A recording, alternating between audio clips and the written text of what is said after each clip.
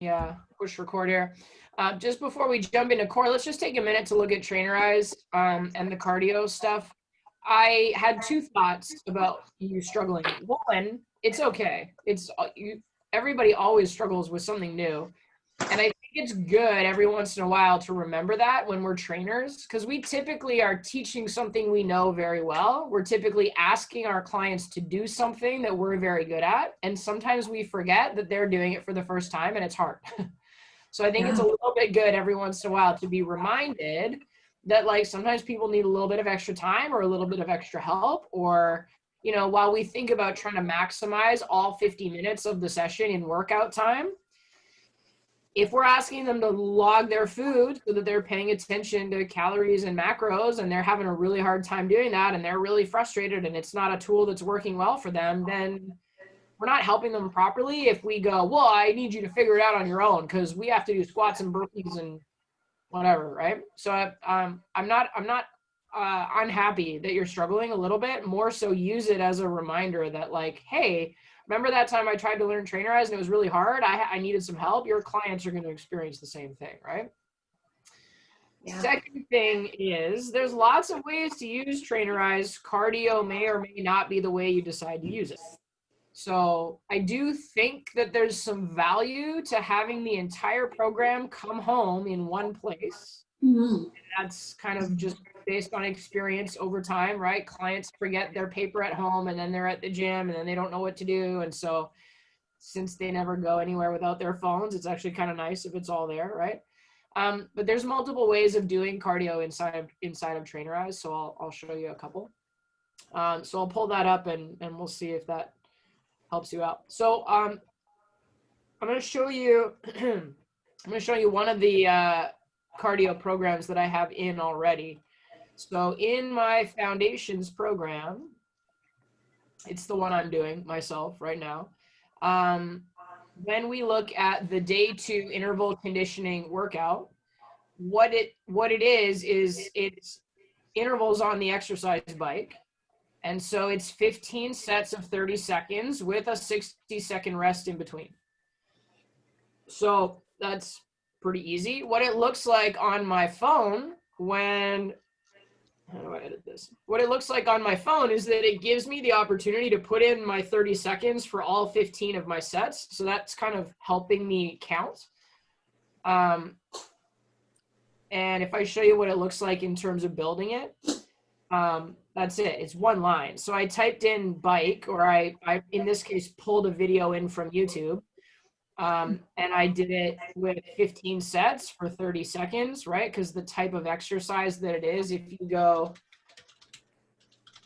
look at the type of exercise, it's sitting here as timed, right? So when you edit or when you enter an exercise, you can pick from these different options. Well, I said faster is better. Faster is better, longer is better. It doesn't really matter. I still get to enter a time. And so then when I actually input it into my program, it's the target that it's asking for is time-based, right? So that's it. That's how easy it is to build.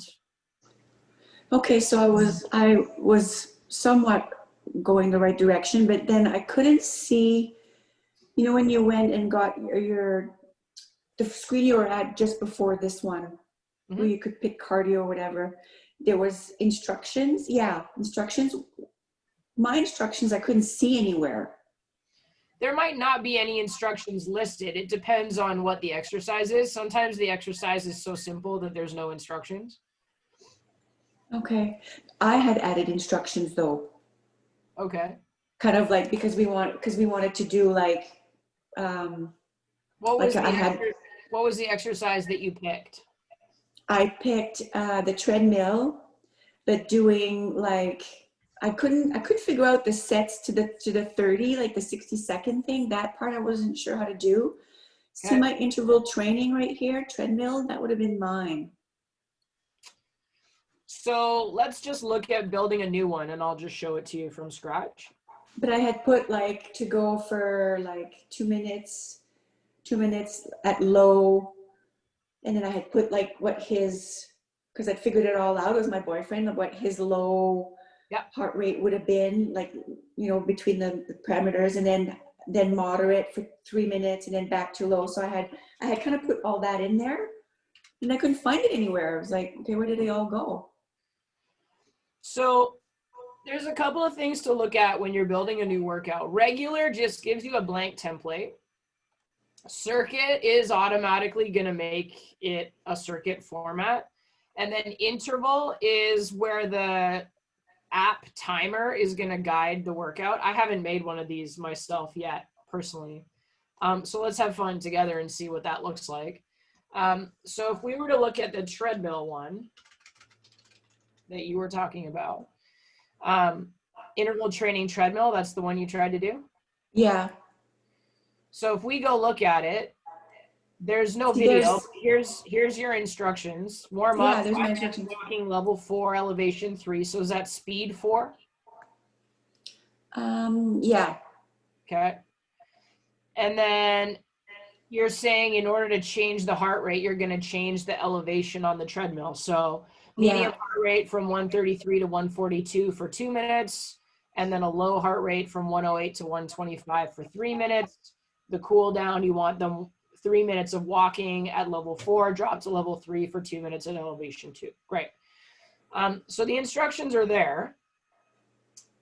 So if you were to put that into a workout, so let's say we were going to add it to the workout here.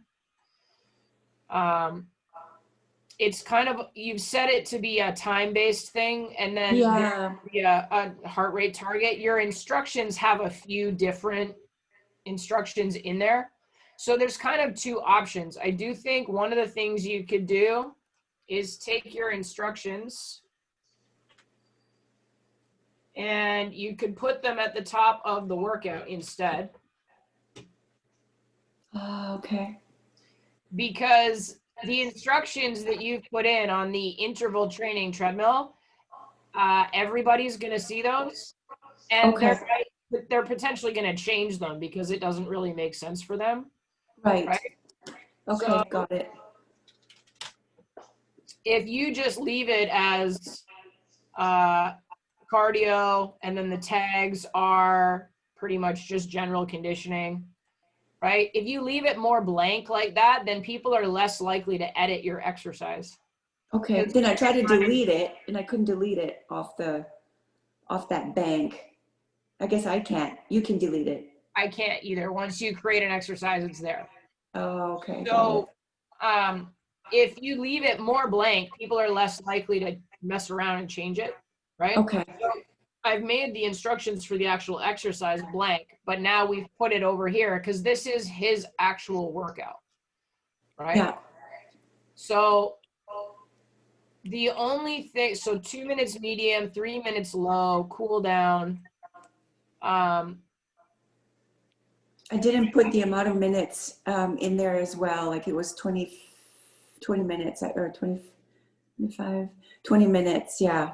So really the only thing that's missing is how many times does he do the 2 minutes on, 3 minutes recovery? Because right now it looks like do it one time. It would be, yeah, it would be, right says with size cardio intervals, I should have put 20 minutes in there of that. There you go. Yeah. Okay. And so we change heart rate by changing the elevation. Okay. So that makes a little bit more sense because those instructions are specific to him. Yes. And then in terms of what's happening here on treadmill intervals, you've kind of got two options. What you could do is kind of just leave it blank, or you could make it, you could change it to minutes, make it 20 minutes, whatever, right? But if you just sort of left that blank, he's following the instructions at the top. Right. Okay. That's one option.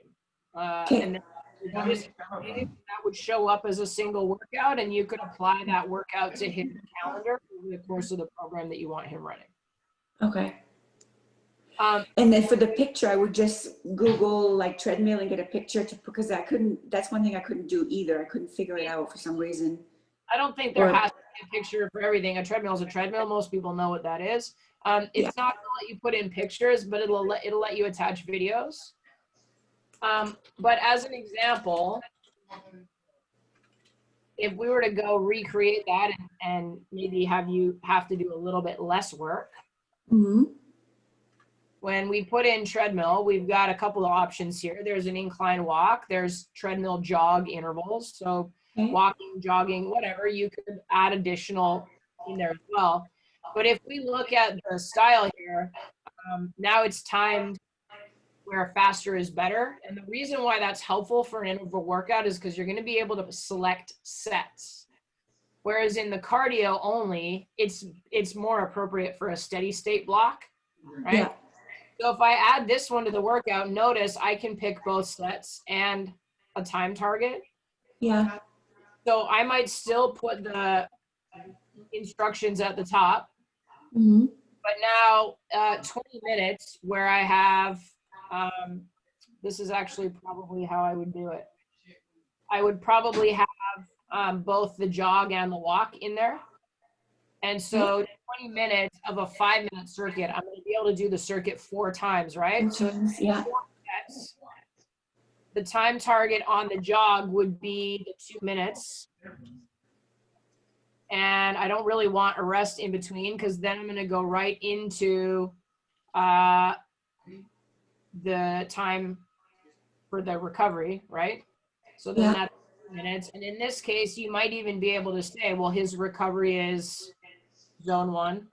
Yeah. Right? Okay. It also gives me the option to apply my own target. So then I could say 3 minutes, heart rate. You had it as 108 to 125, I think. Yeah. So it allows you to put it in right there. Again, we would want no rest. Yeah. Right? So that gives me the 4 intervals like that. Okay. Yeah. So then if I put it in this way and save it, when he opens up his phone, he's going to see run, walk, run, walk, run, walk, run, walk. Mm-hmm. So that way it would work as well. Okay. So I'll try creating my day 2 from that. Yeah, and notice when I was able to add my own target, and that's because of the style of exercise that I've selected. As in this case, I said cardio. Yeah. Right? Cardio. Whereas the treadmill jog one is timed. So if I change that one to cardio, then what it would do over here is give me the same option to add my own target. Oh, okay, so 2 minutes and heart rate is going to be 133 to 145 beats per minute. Yeah. So I think that's probably the easiest way. And then what it looks like for the client is the actual 4 sets for them to follow.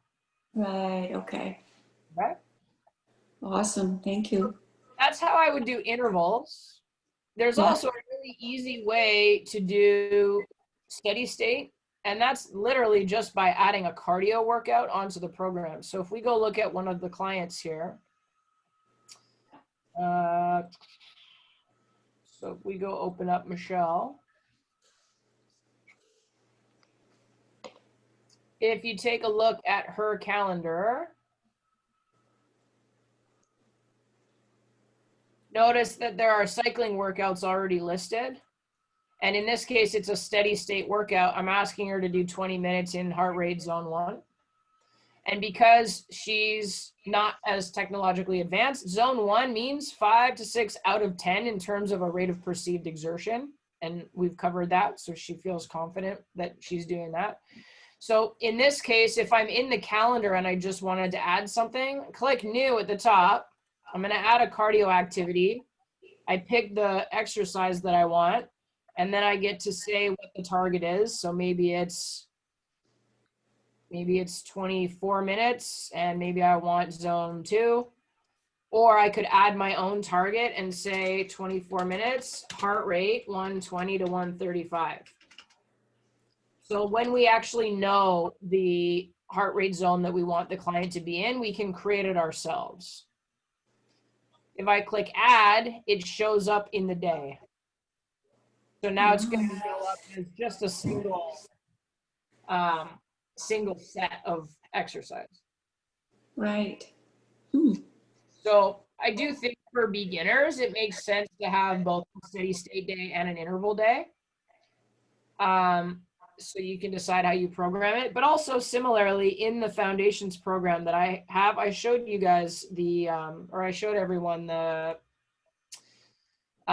interval day, but I actually also have the steady state day loaded anyways. I have it here, low intensity steady state.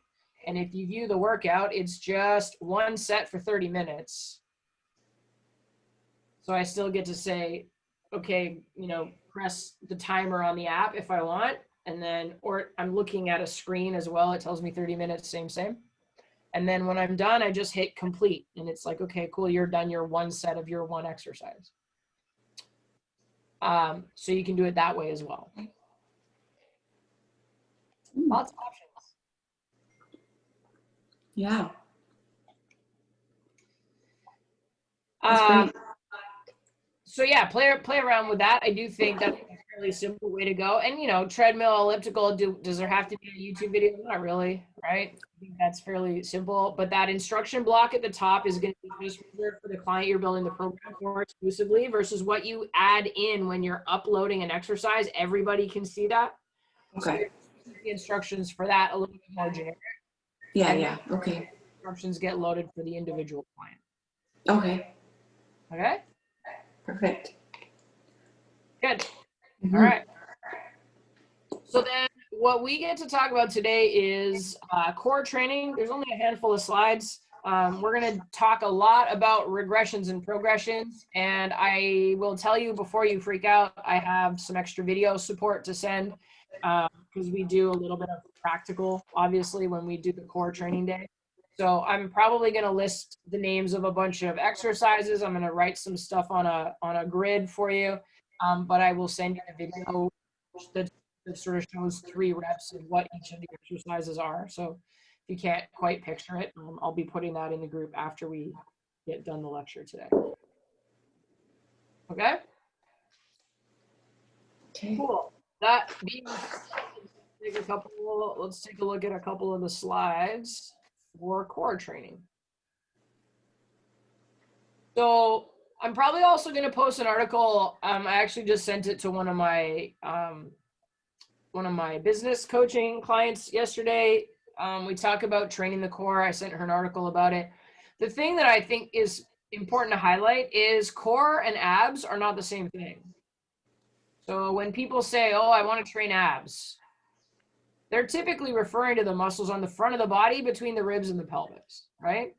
But when we say train core, what we actually mean is all of the muscles that control the position or movement of the pelvis, the spine, the rib cage, the torso, the body, whatever you want to think.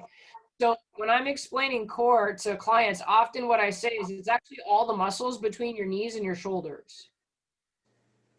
Because your quads, your hamstrings, your adductors, your glutes, they all contribute to the position of your pelvis. The pelvis is the base, is the base of your spine inserts. So in order for your spine to be protected, your pelvis has to be in the right position, right? And then we have the back, the obliques, the TVA, the rectus abdominis, right? All of the muscles around the midsection, those all help control the spine so that it's not wobbling in the middle of the body.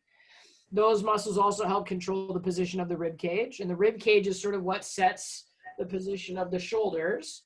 And we see all kinds of overcompensations when people are moving if they can't stack their shoulders properly over top of their hips, right? So we've talked a little bit about the pop can analogy already, the sense of the whole entire torso being like, what we want is for it to be this really full pressurized pop can, because that's going to keep the spine safe in 360 degrees. So when we say train the core, what we really mean is get the pelvis, spine, and torso in a good position, increase tension and muscular bracing around that so that it can stay in one place.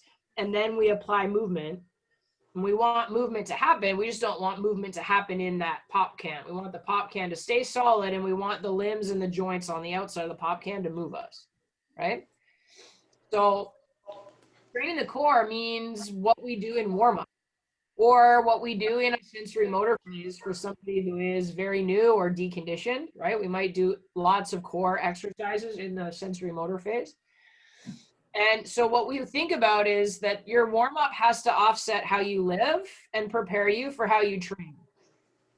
So a lot of people spend too much time sitting. They spend a lot of time flexed over a computer screen or a phone, and a lot of time driving.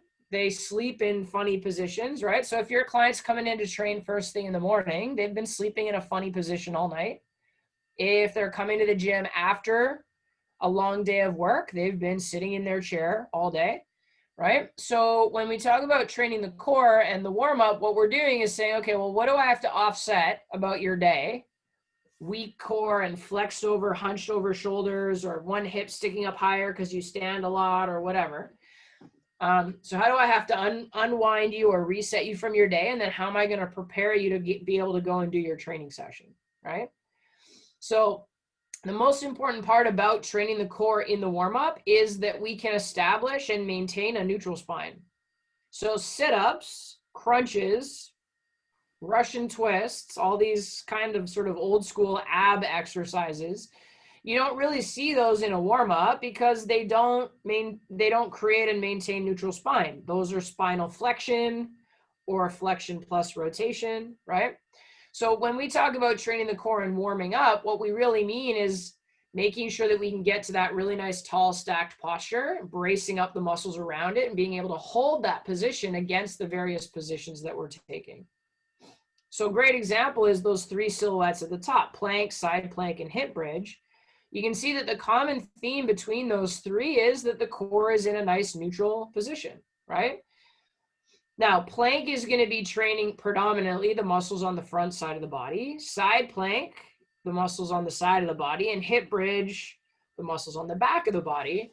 And so those three movements give us 360-degree core training. Okay. The pictures on the bottom kind of show the different layers of muscle. So if we sort of go with the picture on the right and we cut all the way down to the bottom layer, that's the transverse abdominis. That's why when we do things like dead bug, we're talking about breathing properly so that we're activating that TVA. The next layer from there is internal and then external obliques. And then on the very surface, we have the rectus abdominis, right? So again, if we think about each of those muscles and what their function is, well, the transverse abdominis is what helps set abdominal bracing. It actually helps create that neutral spine and helps us maintain that, right? Whereas rectus abdominis, even though it's in the same sort of middle, right? Transverse abdominis goes horizontal and rectus abdominis goes vertical. The difference is the rectus abdominis is really designed to create spinal flexion. Don't bite me, get out of here. So rectus abdominis is what we use to crunch or sit up. The transverse abdominis is what we use when we do a dead bug or a plank or we're trying to do a Pallof press, right? And so when we train the right movement, we engage the right layer of muscle, ideally that inner unit muscle, and that's going to help us with protecting the spine and making sure that we're moving successfully. So that's kind of the biggest difference, is understanding that abs is one thing and core is another. I'm not saying abs is a bad thing to train for. If you want to have a six-pack, you're going to have to do lots of flexion, right? It's like if you want bigger biceps, you're going to have to do lots of bicep curls. But the true purpose of the core as a unit is protecting posture. And so we want to take a minute or two in the warm-up to set up for proper posture before we now start adding load and speed and movement and complexity with the other exercises that we're going to do in the working block. Okay? So when we think about the core in terms of a bigger picture, we're now looking at the muscles and how they connect with other structures, right? So again, if I say that core is everything from your shoulders all the way down to your knees, well, there's a lot of muscles in that space that all have to work together in order to have the body find and maintain a certain type of movement. So it becomes really important to sort of reverse the reductionist approach, right? So abs is like, well, I'm trying to localize and squeeze and crunch a certain set of muscles. We want to go a little bit bigger picture and sort of think about posture as a whole. So when we're learning how to cue core exercises, what you're going to find is the standard cues cover more parts of the body because we're trying to line all of those pieces up in order to get the best postural result. Versus if I'm cueing someone on abs, it's a much more isolated and localized type of cue. Has its own purpose, but it's not specific to posture, right? So arguably, when we move, we're training core all the time because your core connects your upper and lower body, and your core allows you to transfer force and power from the legs through to the upper body or vice versa. So realistically, like when I teach the TRX certification, we talk about TRX being all core all the time, because as soon as you put yourself at an angle compared to standing vertical, you get a bunch of muscles that automatically engage because they're trying to prevent you from sagging, right? So if I'm in a TRX row, all the muscles on the backside of my body automatically engage because otherwise my butt falls down towards the floor. So when we talk about core training and functional training, there's kind of this concept that the positions we put ourselves in and the ways that we move are sort of automatically demanding total body engagement in order for us to set the bones in the right position and then to be able to generate force or power. So we talk a lot about strength gain programs. Your ability to set your spine in a neutral position and increase some tension around that is then what allows you to generate force.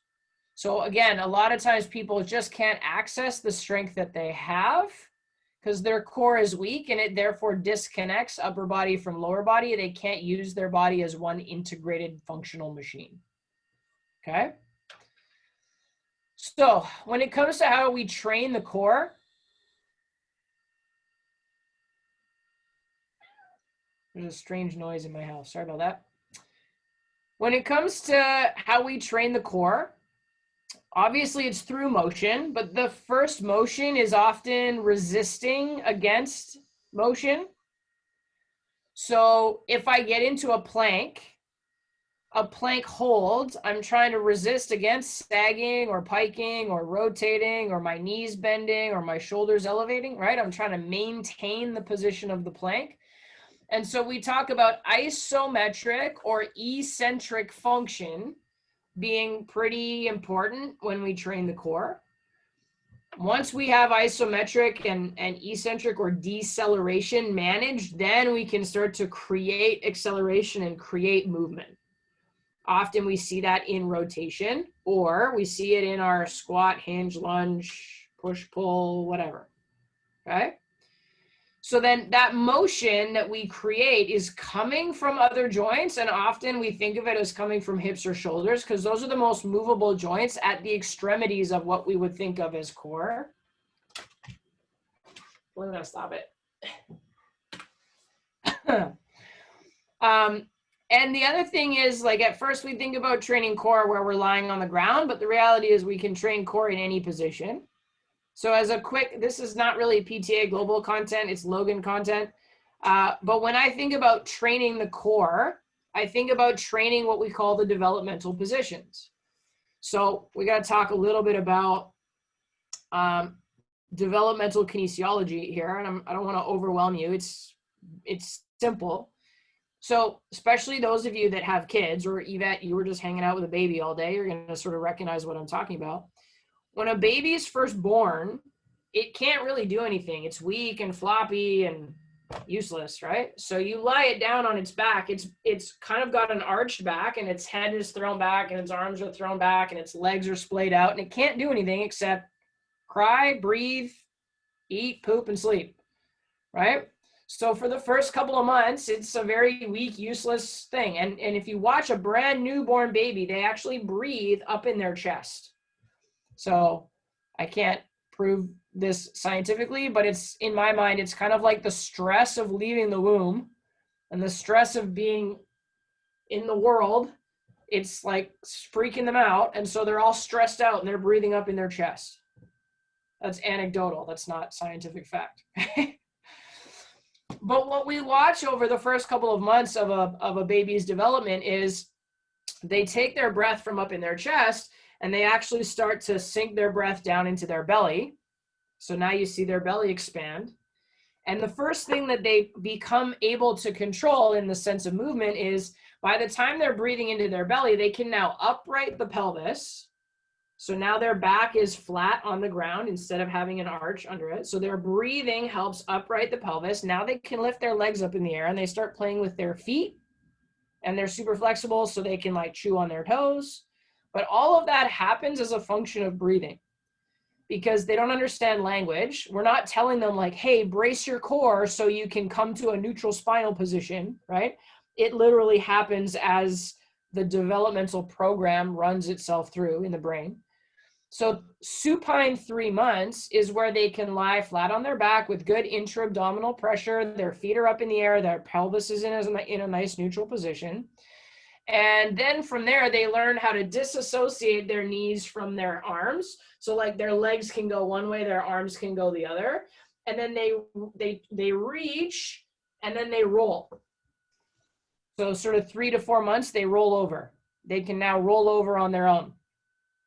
And so then they come to something called prone 4 months, which is kind of belly on the ground. And then they start to be able to get their elbows underneath them and lift their chest up off the floor. And now they're in sort of a low soldier crawl position, and they can kind of start to like scoot along on the ground a little bit. So by the time they can go supine, prone, roll, and kind of low crawl, they start to have locomotion, right? And they're doing all of that based on creating stability with breathing, creating stability in the joints, and using the body to move in the most efficient way possible based on what's available, right? They're not, like when we see people do a bicep curl and they arch their back, a baby wouldn't do that. Baby can't bicep curl anyways, but like a baby wouldn't move in a compensatory way. They have no agenda, right? It's not like I have to figure out how to curl this barbell up or I'm not a man. Like they have no agenda. They're going to move well based on whatever their programming is, right? It's like watching an animal move.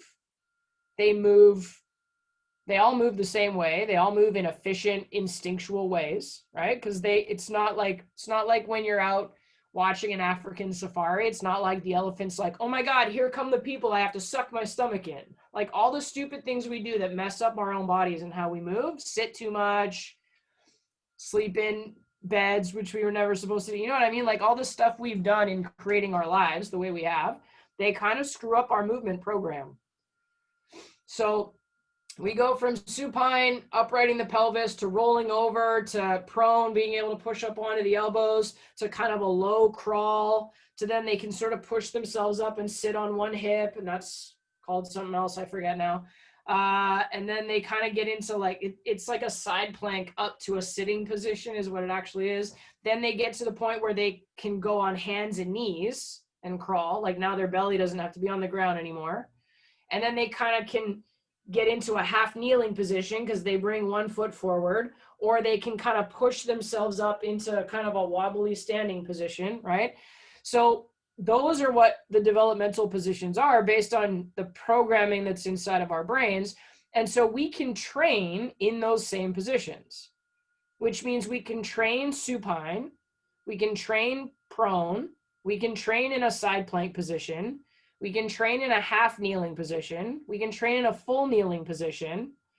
We can train in kind of a half side plank, half kneeling position. We do things like kettlebell windmills and stuff like that in that position. And then we eventually get into standing, right? So all of those things that babies follow their own internal programming to do to accomplish movement, we need to be strong in all of those same movements because that's what helps a baby earn standing and walking.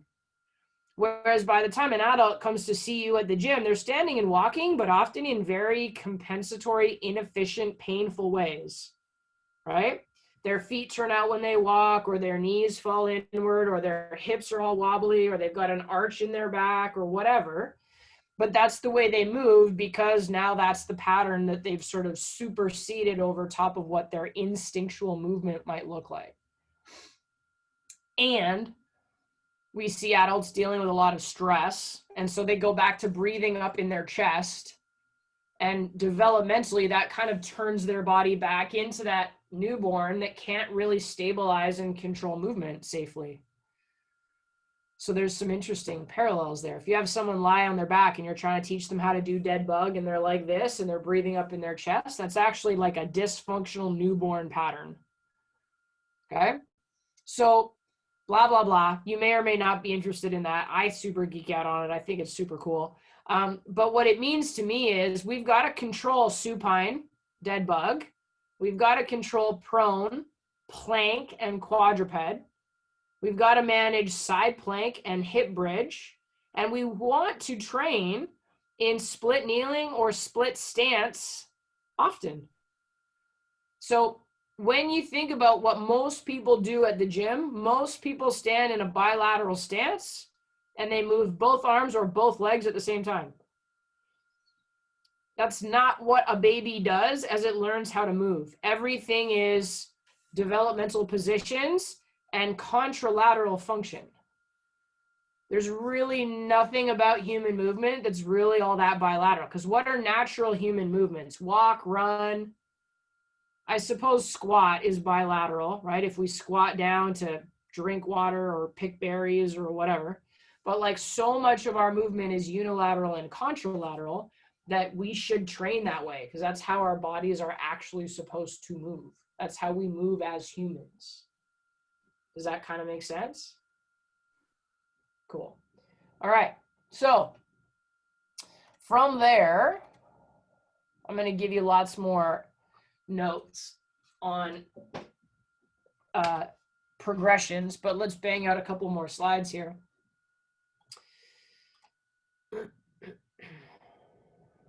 Where am I here? What's happening?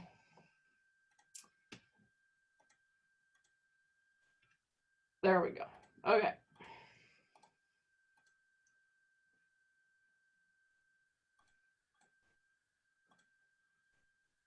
Okay. So when it comes to how we train the core, it's sort of the examples of exercises. Traditionally, you would see movement-specific work like crunch or plank, right? What we also want to think about is sort of being able to make it a little bit more hybrid or progressive by adding in some interactive play. And what I call that is just really engaged coaching. So a traditional movement would be a plank. Well, what if we did a plank from a prone or a standing position? What if we added in some movement like tap the ball or like reach out to the side or bring one leg up at a time?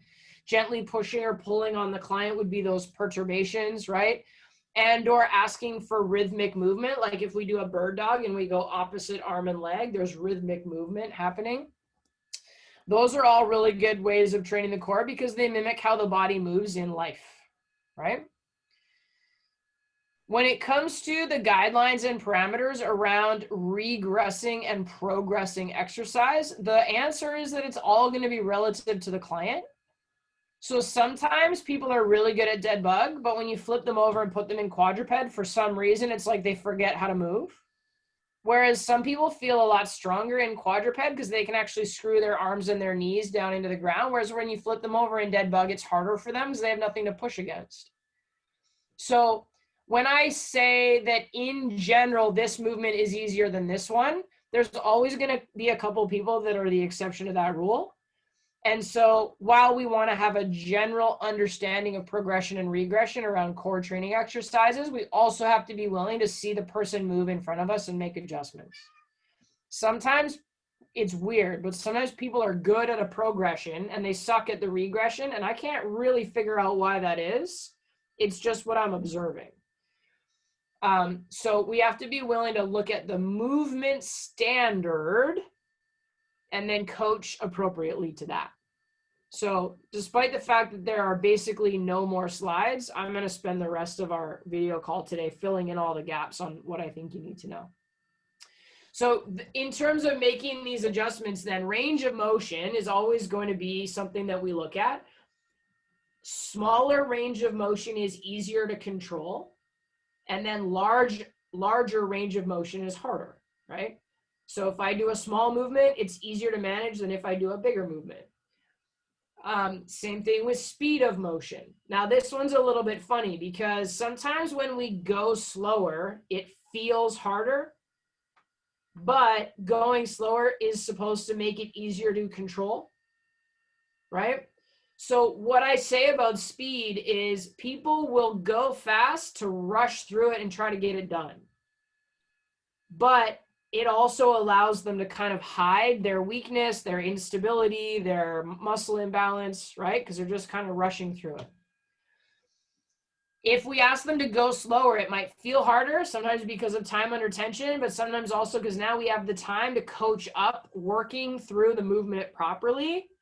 So like again, with dead bug, if you just kind of go fast and flail your arms and legs around for 30 seconds, doesn't really feel like anything, kind of hurts your back a little bit. Maybe your hip flexors get tight and you're like, oh, I'm not really sold on this exercise. Burpees make me sweat more, right? But if you do a really good dead bug, upright the pelvis, breathe into the base of the pelvis, knees directly over hips, dorsiflex your feet, arms up to the ceiling, screw the arms in, create tension, don't let me move you, reach towards the floor, extend the heel out. Like when you actually work a dead bug properly, it's hard and you sweat, but it's also better because your spine is in neutral, you have control of your body, and that movement done well means that you can progress to harder and more complex versions of the exercise and do them well, right? So one of my trainer clients who I review client programs and I help her with her social media and we talk about like all kinds of things business related. We were talking about one of her clients the other day and she's like, it's kind of hard because she's like, nothing feels hard to me. I just want to get a good sweat. I'm trying to lose weight. And when she says nothing feels hard, it's because she doesn't know how or won't create tension. So she's doing everything all floppy, right? In the sense that, oh, it feels easier to do it this way, but that's not the point. We're not trying to make it feel easier. We're trying to do it right. And if we do it right, we're engaging more muscles, which means we can work harder and burn more calories. And then wouldn't that help you achieve your weight loss goal faster? Right? So she was struggling a little bit because she's like, I don't know how to make her work hard. So we talked about it. I said, okay, well, let's take a look at the type of workout you're doing. And it's side lunges and it's flutter kicks and it's squats and it's dumbbell pullovers and it's all this stuff with movement. And so I said, okay, if when you have her, like, what's her tempo? She's like, well, she kind of typically moves faster than I want her to. And I'm like, okay, so when we think about trying to create irradiation and tension in the body, we actually have to do it from isometric exercises first. That's what a plank is. That's what a dead bug hold is. That's what a hip bridge hold is, right? So part of what I want you to be able to do is coach up the isometric position first and make the person go, oh my God, I've never felt my glutes like that. Or, oh my God, that was harder than I thought it was going to be. And then from there, now you can start to create movement, right? So we'll talk about it, but you'll also see it in the videos. I typically recommend that the foundational level exercise of any of these core training categories is an isometric hold. So whether it's a bridge, a plank, a side plank, a half kneeling position, a full standing position, whatever, you've got to create tension in the setup position. And for some clients, that's hard enough to do that the exercise for the client is a hold. And then as a trainer, you have to find a way to make that interesting, right? We've got to do more than count time. We've got to be able to add cues and work harder here and give me a little bit more here and try this. And can you feel it there? And great job. And 3 more and keep breathing. So we have to inject movement and energy into the session while they're holding an isometric hold. But if we can do that, it makes for a pretty intense workout, right? Do any of you take yoga ever? You guys Yeah, a take few times. And I did hot yoga for quite some time also. Perfect. Yeah. So yoga for me is a great example. I was a pro athlete, like strong, fit, powerful, fast. My vertical jump was unreal. Like I was a pro athlete and I remember going to yoga for the first time. And the instructor says, okay, down dog, 50 cycles of breath. And I look around and everyone's in down dog. I'm like, okay, I push up into this kind of weird V shape. And then I was like, what does he mean by 50 cycles of breath? And I start hearing people like, breathe in, exhale. And I'm like, oh my God, he means 50 breaths. And also everyone's breathing really slowly and my heart's like starting to beat and I'm like, right?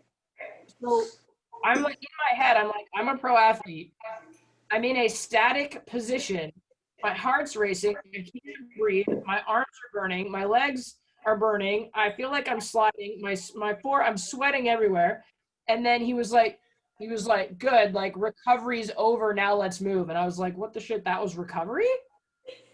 Like that was meditation? Like, what are you talking about? So like, I remember my first realistically 2 years of yoga. Like I went to war with isometric exercise and it was like the hardest thing I'd ever done.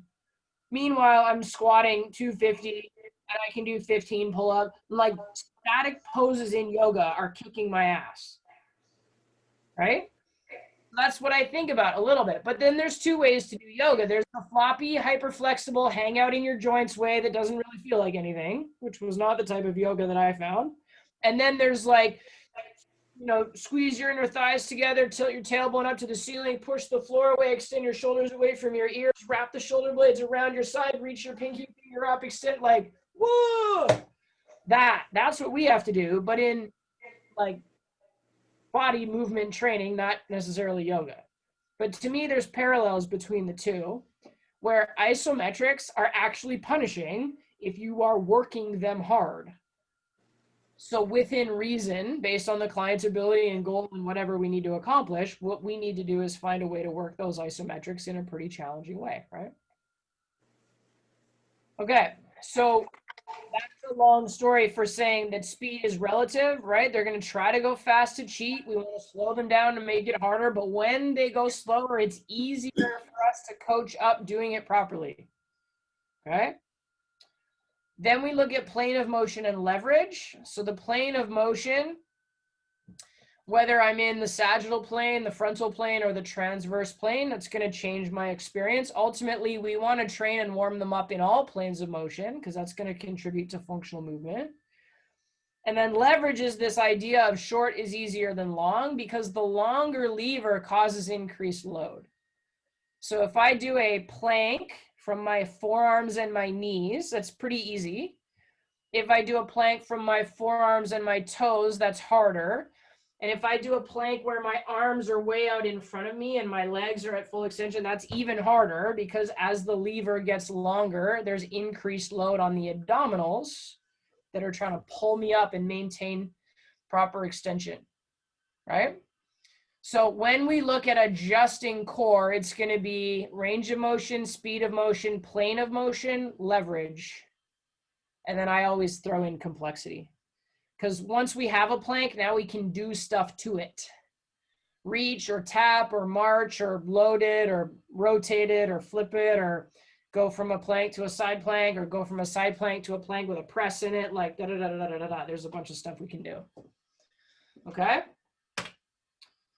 So that's it for the notes. After that, it's like we're supposed to get into this learning activity. And even the learning activity is kind of silly because it's not attached to an exercise library. So now we're going to get into what I call the 4 quadrants of core training. Well, 4, 5, kind of 3, 5, depending. So I'm going to give you some videos at the end of this that are just a collection of plank movements, side plank movements, hip bridge movements, whatever.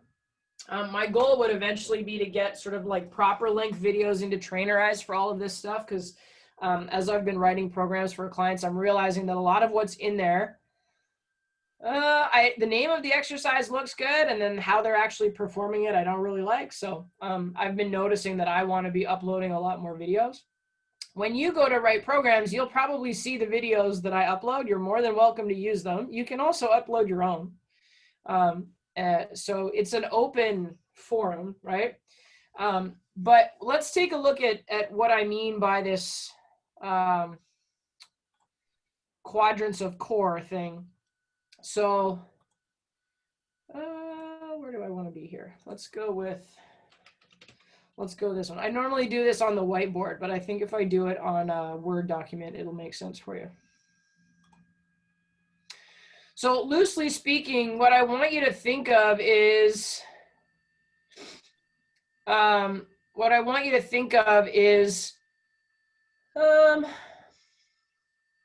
well, plank, side plank, and hip bridge.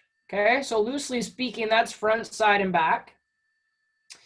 But we're gonna fill in the standard, and we're gonna fill in some regressions and progressions on all of this. Okay, so Toko, out of those three, front, side, and back, which one do you want to start with? Front. Okay, so superficial front line slash, we're going to end up talking a little bit about front functional line. And we don't teach it, but there's also a deep front line because that's where the transverse abdominis is. So if we were talking about core training from the perspective of the different fascial lines that are loaded, that's kind of what we're looking at, okay? And so what I want you to consider is that we're going to have three main exercises in front. We're going to have plank, we're going to have dead bug, and we're going to have quadruped. Do you all know what I mean when I say quadruped? That means on my hands and knees, right? Okay, cool. So if we think about a plank, the first thing I like to do is, well, what's the standard? As in, if I have a client who comes to me and they're like, well, I don't really need to lose weight. I just want to get in shape. I just want to be fit. I just want to be healthy long-term. Okay. I kind of want to have some movement standards that I think apply to human beings. So these categories of core training would be a great example. So I'll give you mine for plank, and then we'll sort of discuss the rest of them as we go. So for example, I want someone to be able to hold a plank from their forearms and toes for 60 seconds with good form. That to me is a standard. If I'm working with someone who is a more advanced athlete, I'm going to say, hey, you got to be able to hold for at least 90 seconds. So for me, that's the standard, right? So if I was going to say, what's a plank? Okay, that's the plank standard. So then what are some of the setup cues or the standards of a successful plank? What do you think we would want to see in a plank that looks good? Or what do we not want to see that means posture is being compromised? I don't want to see arched back. That Okay. has to be straight. All right, so let's call that neutral spine. Mm. No arch, no sag, and no rounding. And when I say no rounding, that's thoracic. We're going to see a lot of people get into this hunched position because that's how they spend all day, is in a hunched, kyphotic, upper back rounded kind of position, right? So we want neutral spine. That sounds good to me. I would also say position of head would be part of that. So we don't want the head to drop to the floor, right? We want it to be in a nice neutral position. What else do we got here? Not shifted backwards or forwards too much. Yeah, so then another thing that I would say is elbows and shoulders stacked. So backwards would be my elbows are out in front, and forwards would be my shoulders are pulled forward in front of my elbows. So elbows and shoulders stacked, neutral spine, including the position of my head. Sounds pretty good to me. So I would even say that's enough of a standard for the plank. It's like if I took a picture of it, what is it? Does it look right or not? Neutral and stacked to me is going to mean that it looks good.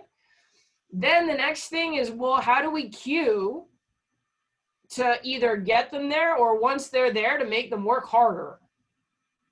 Right? So this is the part where we talk about, it's not just my ability to do a good plank that makes me a trainer. It's my ability to communicate how to do a good plank and what it should feel like. So then some of the cues that we might want to use. Neck position not compromised. Yeah, so position, I put a little star and said position of the head matters because that's part of the neutral spine. Good job, Regan.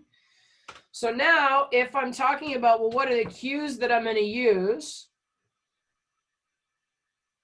If we've agreed that the standard is neutral spine with the elbows and shoulders stacked, what are some of the cues that we might want to give on top of them achieving that position, or how would we help them get to that position? Yvette, I can see your mouth moving. I just can't hear you. Bring your belly button up towards your spine. Okay. As long as that doesn't change the shape of their spine, I would agree. That can be a good one. Yeah. What else? Just tighten your glutes, quads. Yeah. Just everything. Yeah. Squeeze everything. I like glutes and quads. That's possible to do. I also like push the floor away, especially thinking of that happening through the arms. It allows me to create that little bit of shoulder protraction. It gives me good stability in the upper body. But again, I don't want to push the floor away so hard that I round my upper back again. So push the floor away and extend sternum forward or away from belly button, or extend the sternum long, whatever. Those two together are kind of the fight between protract the scapula, but then extend the thoracic spine. We got to kind of manage both, right? I also like dig your toes into the ground. Sometimes people do funny things with their feet. Like they're way on their tiptoes, or they're like on point instead of having their toes like tucked under where they actually have like push, right? Keep your toes into the ground, and then we want the heels stacked over the feet, over the toes. That's going to give us, again, the strongest biomechanical position. And call this a progression. But if we can have forearms parallel, that's awesome. So compared to being here, getting to parallel recruits more external rotation. It's harder to do. So if people are used to planking here and then I ask them to plank with their forearms parallel, it kind of burns a little bit in their shoulders in a good way. So all of that is the language that we might use around a plank. I'm sure there's other things as well, but those are kind of like the main keys, okay? So that's kind of like the setup, the standard, the language, and then what we want to do from there is we actually want to look at regressions and progressions. So what would be an easy way to do a plank? Drop the knees down on the floor. Okay, and so what that actually is a short lever plank. That's fine. It's a good option. We see it a lot. My only gripe about it is that when I bend my knees, can I squeeze my quads? No. Literally impossible. I can either flex my knees or I can extend them, but I can't do both. So if they're flexed, I cannot squeeze my quads. What that means to me is I'm not really training that quad contraction into the plank. So a skill that I need in the plank, which is flexing the quads, that skill is not present when I do a plank from my knees. It's not the end of the world. It's just I watch a lot of people struggle to ever make the jump from knees down to feet. And it's because when they lift their knees up off the ground, they do it with zero quad engagement. Now the lever is longer and their body feels very heavy. So I like to teach a plank from a full position, but if they're not strong enough to do it horizontally, I'm going to make it an incline plank so that we're taking some of their body weight and putting it down in their feet, and we're making it accessible to them.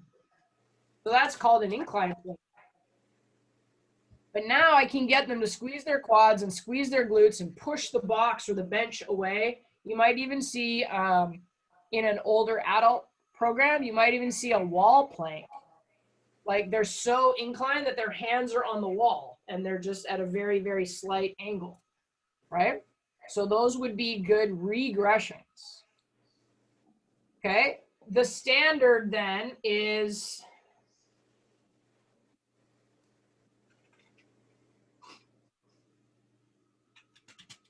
the forearms and feet version.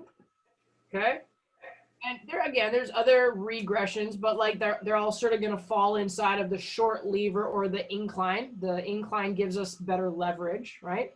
And so then from there, what are the plank progressions? So how would you take a forearms and feet plank and make it harder? Toes on point, not dorsiflexed. I'm just not a big fan of that because it's not really, it doesn't translate as well to the functionality I want in other places. So yeah, you're correct, but I guess my question, Regan, is what is the value of that? And does it translate to my ability to find success in other things? So you're not wrong, certainly not. But it's like, I just don't know if that one has a ton of value. However, good progression that I do like is called a body saw. So if I have my heels stacked over my toes and I have my elbows stacked over my shoulders, if I push back so that my heels go behind my toes and then I push back to a stacked position, it's kind of like doing like calf raises, but from a plank position. That one's awesome because now you're moving your center of gravity a little bit. That's a really nice challenge.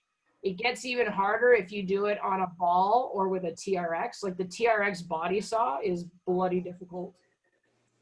So to your point, like we're moving back and forth between dorsiflexion and plantar flexion. Widening feet apart. So that would make it a little bit easier. Not a whole lot, a little bit. A wider base of support makes it a little bit easier.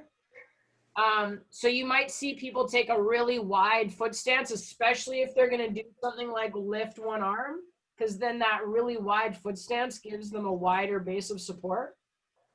So let's call that a modification, Yvette, versus a regression or a progression. So stance changes are called modifications. Okay.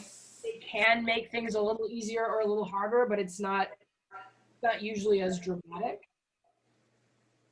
So I do like, so Renee, where you said lift one arm or one leg, I'm gonna call that 4 points of contact to 3 or even 2.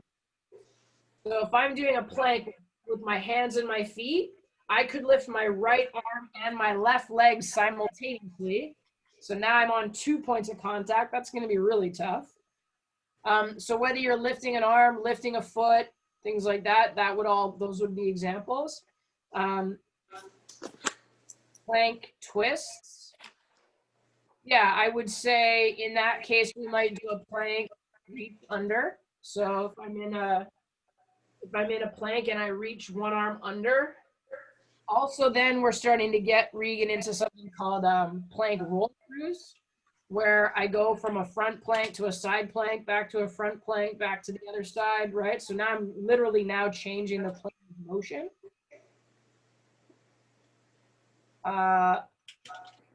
So that's that one. Tri plank and bi plank, I'm not quite sure what you mean by that, unless you meant one arm and leg or whatever, what Renee was saying. Yeah, okay, cool. Yeah, so body saw changes center of gravity over base of support, 4 points of contact to 3, obviously.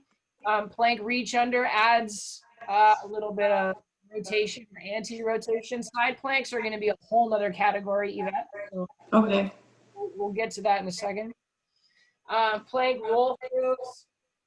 I like doing a plank to a pike. It's just like plank to down dog and then back down to plank. So now I'm flexing on purpose. Oh, sorry, muted myself. So now I'm kind of doing reps through flexion. That's a really great exercise because it incorporates shoulder stability. So when I'm in that pike position, I'm working on shoulder stability in what is technically an overhead position. So that can be a good one. Dolphins. Is that like when you do a down dog, but you're on your forearms instead of your hands? That's what a dolphin pose is in yoga. Yeah, cool. So not technically planks because they're in flexion, but if you're moving from a plank to flexion and then back down to a plank again, you're incorporating movement. So that's what the plank to pike does, or the dolphin. So those would be, once we can control the static position, now we can add movement, okay? The other thing I would add to progressions is like incorporate instability. So include a stability ball somehow, or a Bosu. If I put my feet on the Bosu, I have a little bit of wobbliness under my feet. If I put my forearms on a stability ball, now I have to fight against the stability ball rolling. There's a really good one called Stir the Pot, where I have my elbows on the ball and then I actually draw little circles. It's really hard. So Stir the Pot is a stability ball progression. We could keep going and going and going and going, but now you get the gist of it. So the standard regressed. We changed the lever length or the leverage. The standard progressed. We took away the 4 points of contact. We added in movement. We added in rotation. We changed the plane of motion. We added in stability.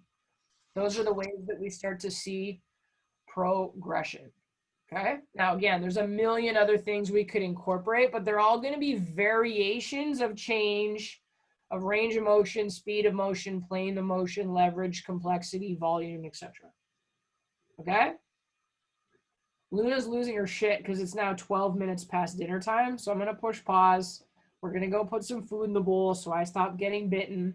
And when I come back, we'll look at side plank and bridge. Okay. Brief